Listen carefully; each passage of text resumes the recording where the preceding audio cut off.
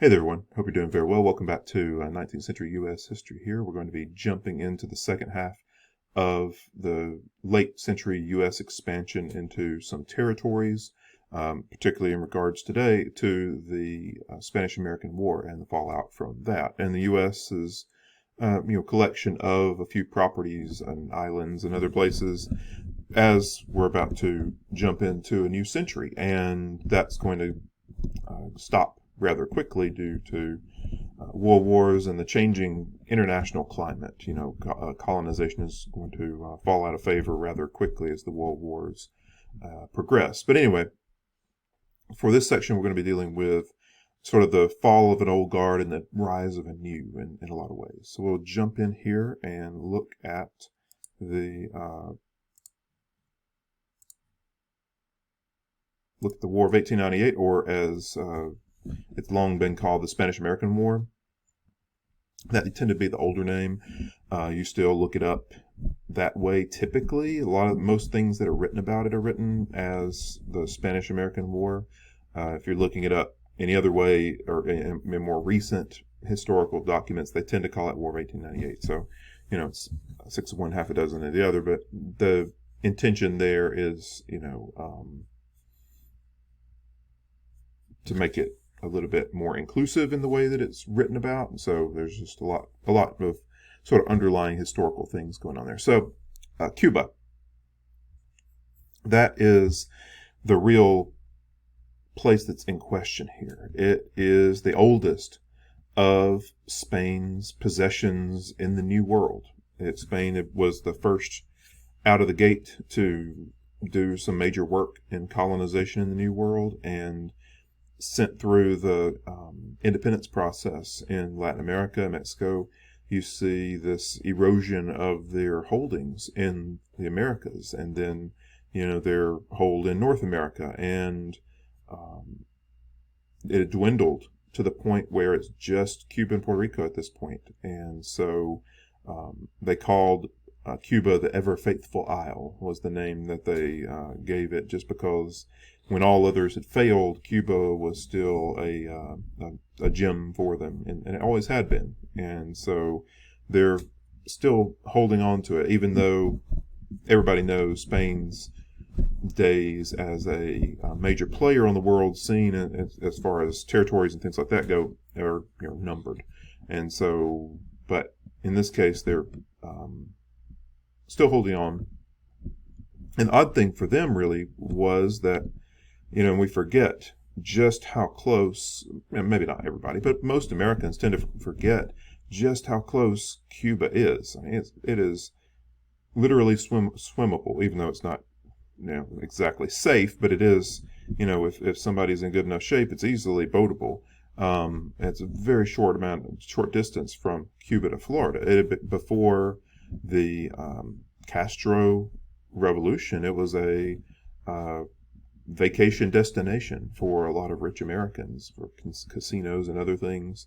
But it was this is the reason, this distance right here is a good bit of the reason that we're going to have the discussion tonight that we are. So little had changed for hundreds of years on the island. It was there from the 1400s onward, and it isn't until the mid-1800s that some actual real changes do begin to surface for Cuba. One of those was that it suddenly, due to the needs of the sugar industry, got a large black slave population, about 430,000 slaves, making the island itself something like 60% black or mulatto population, and that's a big change for the island. So now there's a concern among the elites, and so the elites, up until the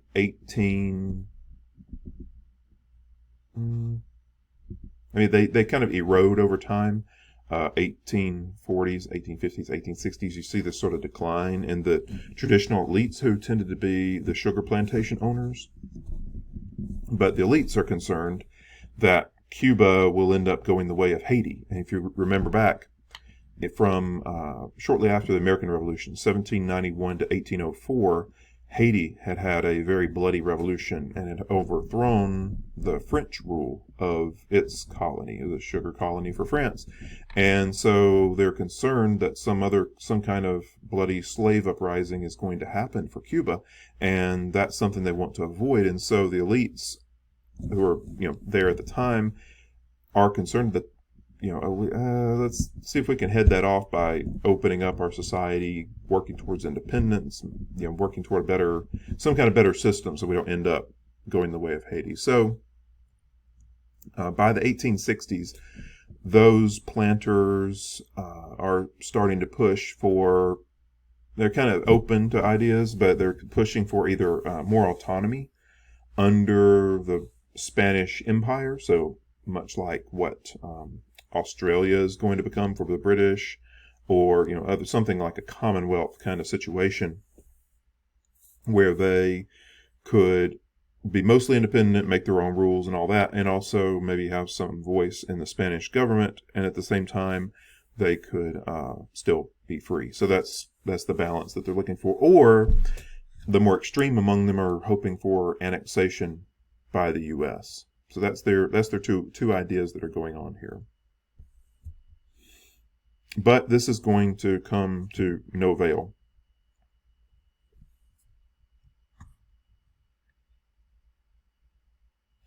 By 1868, more and more are pushing for independence, fully independence, and this is going to push Spain or encourage Spain to push back against them. They are going to start sending troops to the island, and they're going to end up in a situation where it's going to be, they call it the 10-year war. It wasn't an ongoing battle after battle for 10 years, but pushbacks from either side that carry on for the better part of 10 years. And ultimately, there's just no clear victory in all of it. They did get to the point where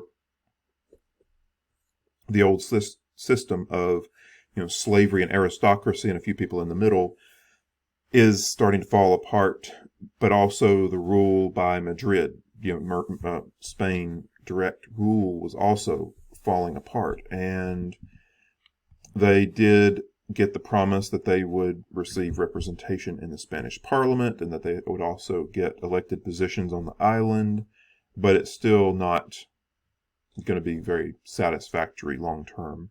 And at the same time, there's not enough independence on the island for people to be happy.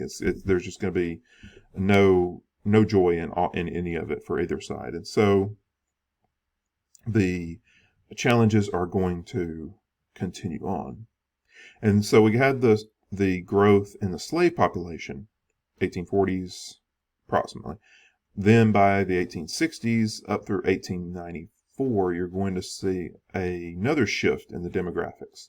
And that's going to be about 709,000 Spaniards. Spain is encouraging people to immigrate to the island. It's a great way to get Spanish supporters within the population, and they're trying to change things a bit there, and so that's the path that they go down, and so that's a really large chunk of the population there. And so the island demographics and also culturally leans much more Spanish in this 30-ish year period here, right before the 1898 battles that we'll get in here shortly.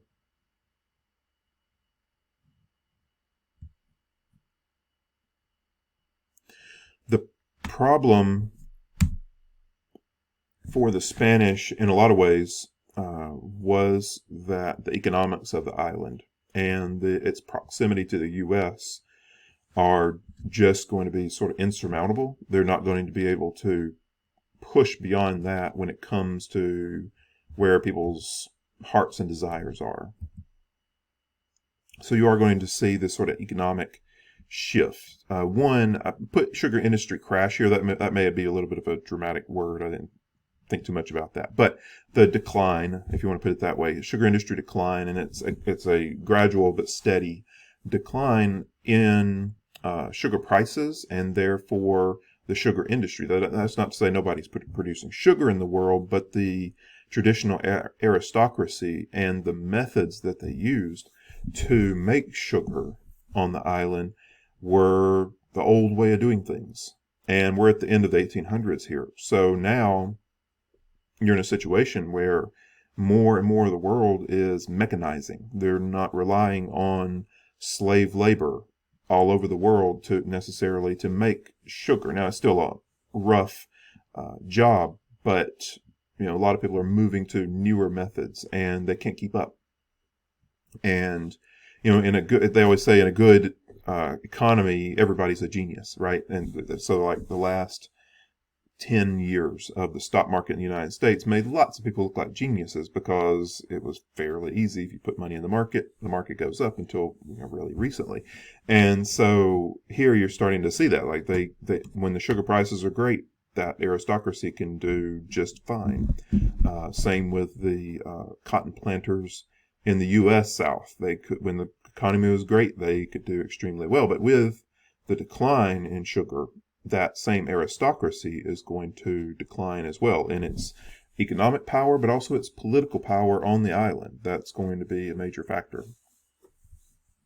The other side of that was that just because the sugar is not doing very well on the island, it doesn't mean that everything is doing poorly. There's actually a growing tobacco investment by the United States. The tobacco industry was essentially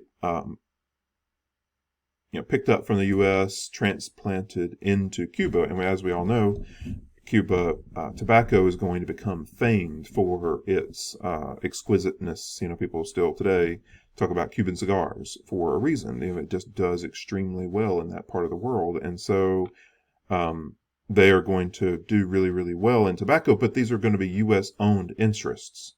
So they may have Cubans working, but as far as the major benefit, it's going to be to U.S. investors.